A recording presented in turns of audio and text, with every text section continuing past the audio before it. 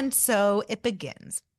The sons of Israel, descendants of Jacob, are thriving in Egypt. Their numbers grow and God's blessing is clear, even in a foreign land.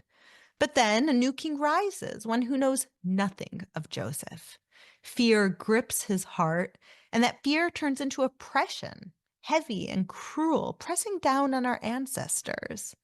This isn't merely a story about slavery. It's the start of an epic saga of a people seemingly crushed, but destined for greatness. We can feel their suffering, the weight of their burdens, the sting of their oppression. Yet within that darkness, there's a flicker of hope. This is the dawn of God's plan for the chosen people. In today's episode, we begin the second of the 5 books of Moses. In English, this book is called Exodus, but in Hebrew, it's known as Shmot, which literally translates to names. This is the book of names. And this might seem like a strange title for a book mainly about the collective suffering of a people. But the title of Names is actually especially fitting because it is precisely when we discuss the suffering of a large number of people that we need to remember each person as an individual. Think of the weight that names carry, way more than a number. Imagine Auschwitz, the Nazi concentration camp where over 1 million Jews were murdered, including many of my family members. But it's neither the gas chambers nor the ovens that haunt me the most. It's the rooms that are filled with personal items.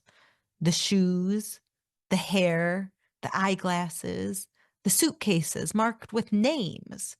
You look at belongings of people who were once there, and you see that they were actually real families. Cohen, Rosenberg, Friedman, Eckstein. Each name is more than just a statistic, more than just a number. Each name was a person with a life, with a story.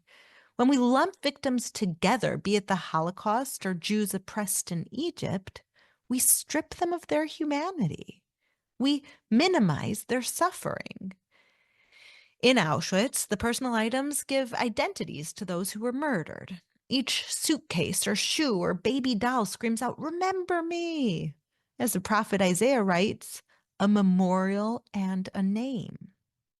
And so maybe when we look at this book called Shmot, Names, it makes perfect sense.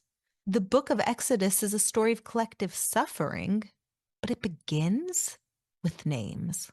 This episode also makes me think of the 6 million Jews killed during the Holocaust, because the book of Exodus begins with the first instance in history of what we would now call state-sponsored anti-Semitism. The great sage Nachmanides notes that Pharaoh's ultimate goal was not slave labor, but rather extermination of the chosen people. But Pharaoh knew that the Egyptian people wouldn't accept a crime as monstrous as the mass murder of an entire nation. The Jewish nation, at least they wouldn't accept it at first. So Pharaoh began with slavery, backbreaking and life-taking work disguised as labor that would also benefit his kingdom. Only later, and only step by step, would it lead to genocide. Pharaoh's plan was eerily similar to a more recent plan, the Nazis' final solution, to exterminate the Jewish people during the Holocaust. Of course, here in the book of Exodus, God had a plan for his people, to take them out of Egypt to freedom, to give them the Torah, to lead them to the promised land, Israel. Today, we can learn 2 things from all of this. First, we must fight anti-Semitism, no matter how it is disguised. It's an evil as old as the Bible, but one that very much still threatens God's children today. The second thing we learn is that God's plan will always prevail.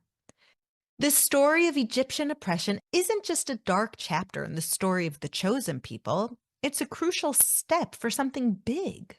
When we look at these verses, we see a God who is always faithful, a God who hears the cries of his people and moves to redeem them.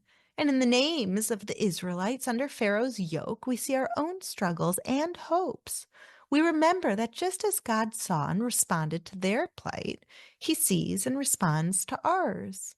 blessing us as he always has blessed the chosen people.